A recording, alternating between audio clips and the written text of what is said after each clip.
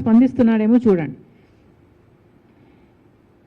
రాజశేఖర రెడ్డి గారు ముఖ్యమంత్రిగా ఉన్నప్పుడు దీనికి క్యాప్టివ్ మైన్ కావాలి అని ఒక మైన్ ఐడెంటిఫై చేసి ఒక ట్రైపార్టీ అగ్రిమెంట్ కూడా చేశారు.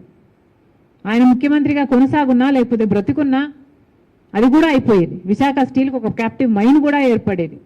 కానీ దురదృష్టవశాత్తు రాజశేఖర రెడ్డి గారు వెళ్ళిపోయారు. ఆ తర్వాత పట్టించుకున్న నాదుడే లేడు.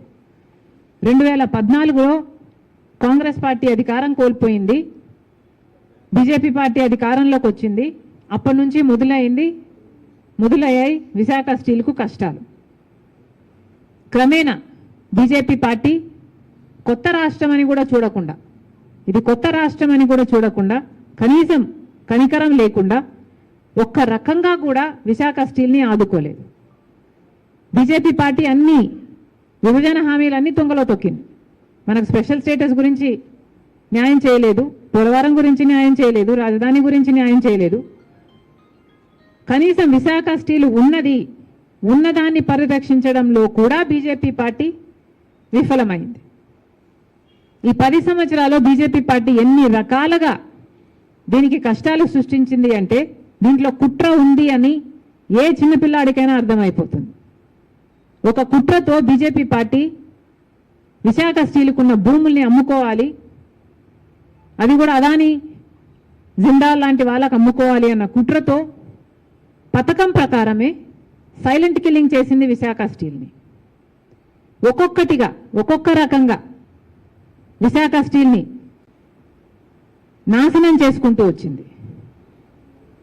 రా మెటీరియల్ కావాల్సి ఉంటే సగానికి సగం రా మెటీరియల్ రాకుండా చేసింది. ఒక్క రకంగా కూడా ఆదుకోలేదు. ఎన్ఎండిసి కాస్ట్ను కూడా, రా మెటీరియల్ కాస్ట్ను కూడా పెంచేశారు. దాంతో ఇంకా ప్రొడక్షన్ దెబ్బతింది. రా మెటీరియల్ లేక కాస్ట్ ఆఫ్ ప్రొడక్షన్ ఎక్కువైపోయి కనీసం విశాఖ స్టీల్కు సంబంధించి పవర్ ఉత్పత్తికి కావాల్సిన బొగ్గు సరఫరాలో కూడా ఒక రకంగా కూడా మేలు చేయలేదు, ఆటంకాలే సృష్టించారు. ఆఖరికి విశాఖ స్టీల్కు సంబంధించి వాళ్ళకు ట్రాన్స్పోర్టేషన్ కావాల్సిన పోర్ట్ ఫెసిలిటీ కూడా ఇంతకుముందు గంగవరం పోర్టు తక్కువ ధరకే ఆ లాజిస్టిక్స్ వర్కౌట్ అయ్యేది. జగన్మోహన్ రెడ్డి గారి పుణ్యమా అని ఆ పోర్టు కాస్త అదాని గారికి కట్టబెట్టారు. రాజశేఖర రెడ్డి గారి కొడుకై ఉండి రాజశేఖర రెడ్డి గారు 30 ఏళ్లలో ఆ పోర్టు మళ్ళీ ప్రభుత్వం చేతికి రావాలి అని తలంచితే దాంట్లో 20 ఏళ్ళు అయ్యేపోయింది. ఇంకో 10 ఏళ్ళు ఉంటే ఆ పోర్టు ప్రభుత్వం చేతుల్లోకి వచ్చేది. అలాంటి పోర్టుని 9,000 కోట్లు విలువ చేసేదాన్ని 600 కోట్లకే జగన్మోహన్ రెడ్డి గారు అదానికి కట్టబెట్టేశారు. ఇప్పుడు అదాని పోర్టులో విశాఖ స్టీల్కు సంబంధించి వాళ్ళు ట్రాన్స్పోర్టేషన్కి కావాల్సింది దాదాపు డబుల్ ఛార్జ్ చేస్తున్నారు. అడిగేవాడు ఎవడైనా ఉన్నాడా? పట్టించుకునేవాడు ఎవడైనా ఉన్నాడా? క్రమంగా ఒక్కొక్కటిగా బీజేపీ ప్రభుత్వం కావాలని విశాఖ స్టీల్ని కుంటిదాన్ని చేసింది, అవిటిదాన్ని చేసింది. ఒక్కొక్క రకంగా హ్యాండిక్యాప్ చేసుకుంటూ పోయింది.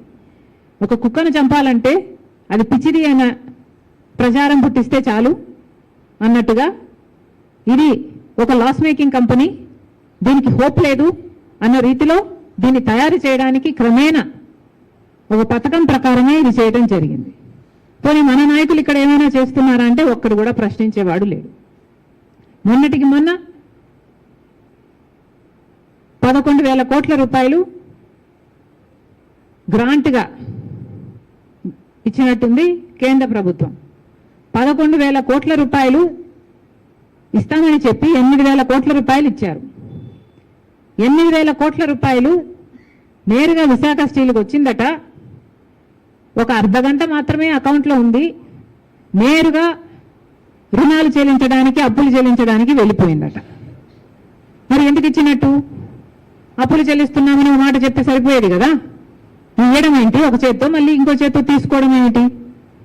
ఏదైనా ప్లాంట్కు సహాయం చేస్తున్నాము, మేము డబ్బులు ఇస్తున్నాము 11,000 కోట్ల రూపాయలని పెద్ద పెద్ద పండగలు చేసుకొని పెద్ద పెద్ద అడ్వర్టైజ్మెంట్లు చేసుకొని ఇచ్చారే.